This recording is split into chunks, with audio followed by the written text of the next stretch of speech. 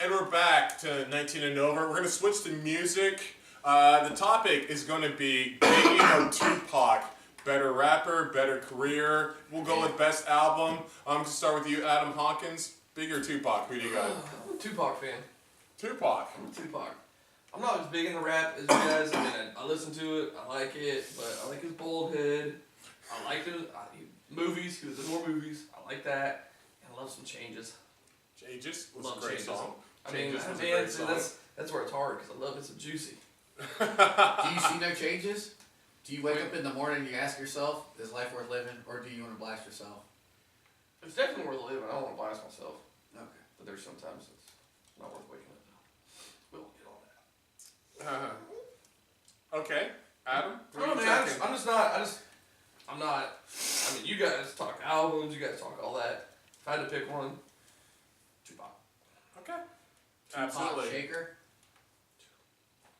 Well, I'm going Biggie, easily. Biggie. That dude was just, that was how you needed to make rap music in that time. And he did, dude. He took it to a whole nother level, man. Oh yeah. Biggie was legit, man. Ready to Die, greatest rap album of all time. You know, if you just listen to the album, man, from the beginning to the end, you're just like, wow. Like, you feel like you just lived his life, man. You feel like you lived his life. You know, Tupac, very poetic, very, very good with words and stuff like that. But Biggie, man, he kept it real. He kept it 100 before Chief Keef and these goons now started rapping about keeping it 100. Honestly, real shit. So, I think rap was definitely a lot better back then. oh yeah, it was different. Oh, I think it was different. absolutely. So it's 90s? hard. I will take 90s It's hard over to this. have. This decade any day. Can you like narrow it down to one album? Tupac had the Machiavelli album after he died. Of course, All Eyes on Me was the double album. All Eyes on Me was probably my favorite. Yeah. Absolutely. But generic. Yeah. No, are you kidding me? He had so many hits. Dear A lot. Mama, I love Dear Mama. Dear Mama. It was not on that one. That was on his previous album. I like Dear But Mama. All Eyes on Me was when you, of course, had California Love. That was a big hit. You know, America's Most Wanted with Snoop Dogg came out on that album. Great one. You sat there and had why they call you bitch. You know, they sit up there and I'll tell you what. it's just a double album. What's your favorite? If I had to pick out of the two, I'm actually more of a Biggie fan, but I'm more of a Biggie fan for a different reason. Tupac made songs that were deeper, that had you thinking, that was more like introspective, and I get that and deeper. But having said that, I listen to a Tupac album and I feel like I want to slip my wrist sometimes. I feel like, wow, I get that you're going through some stuff, but my life is going good, and I'm actually a little bit upbeat. Thanks, But Tupac, then, you brought me down. absolutely. But then, because dance songs, Tupac had dance songs. I get around, round and round. He had some dance songs. But no, Tupac really wasn't into to making quote unquote radio hits. Tupac was making real music, which is great. Don't get me wrong. But for me, I kind of like more stuff that's a little bit more positive and more upbeat. And Biggie, when it comes to making dance music, I mean, Life After Death, by far. I remember when I got that double album, and I mean, it was one of the few times that you can just let CDs play, and not just one CD. He made 2 CDs, and you can let 2 CDs play.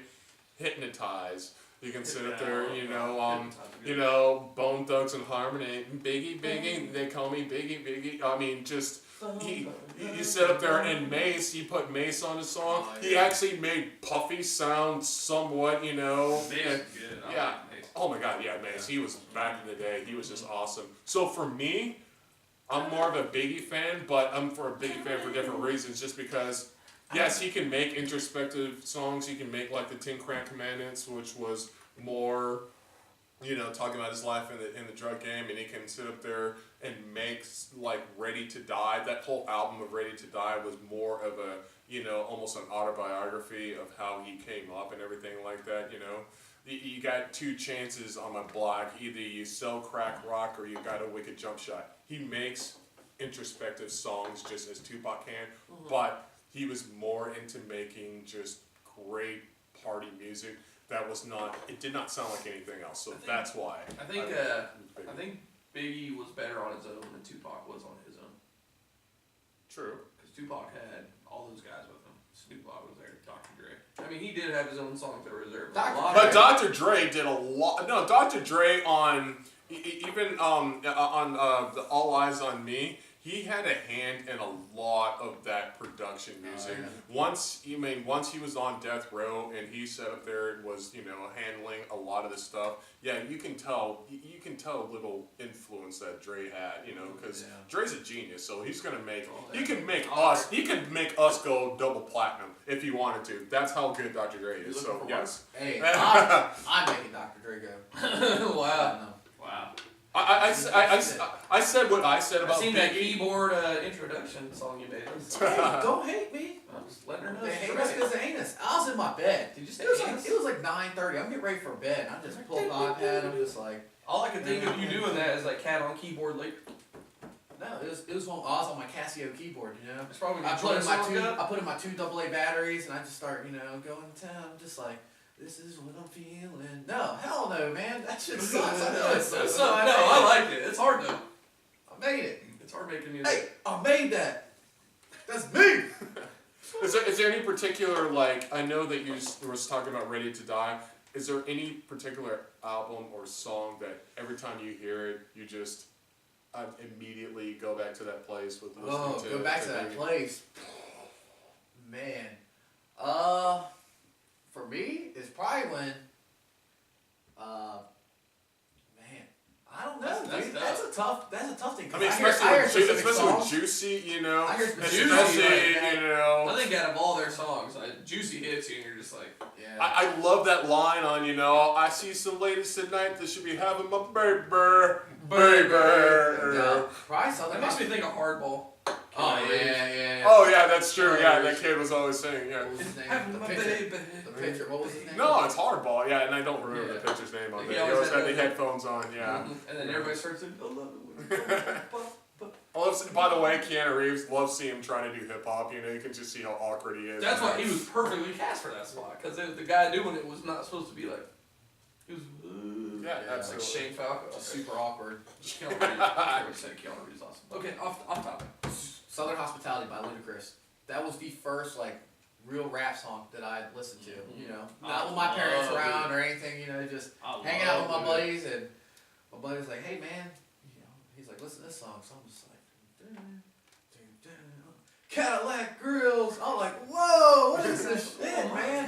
I like this. No, I love Ludacris. I love Ludacris. So we started listening. I'm like, okay, back for the first time. I like that CD. Man, the next one, Word of Mouth. Word of Mouth was awesome. That's one of my top 10 favorite albums. I wouldn't say best, but one of my favorite albums, man. One of my personal faves. But Man on the Moon, dude. I listened to Man on the Moon. It reminds me when I first joined the Air Force, I was in tech school. I'm just kind of like, I don't got much going on, not much friends or anything. I'm in tech school, and a lot of the people I went to tech school with, we didn't do much together, but, just walking around the base, I had my headphones in, just listening to Man on the Moon, man, Kid Cudi from the beginning to the end. Great album, man. Cudi's good. Okay. I like Cudi. Do you have it could be any genre too, we're not just going to stick to rap, but Adam, if you had a song, and anytime you hear it, if you heard it once time, if you heard it 50 times, absolutely. I do love me some Bohemian Rhapsody. I think that takes everybody though. My favorite song of all time, Loser by Beck. Yeah? Really? Loser by Beck.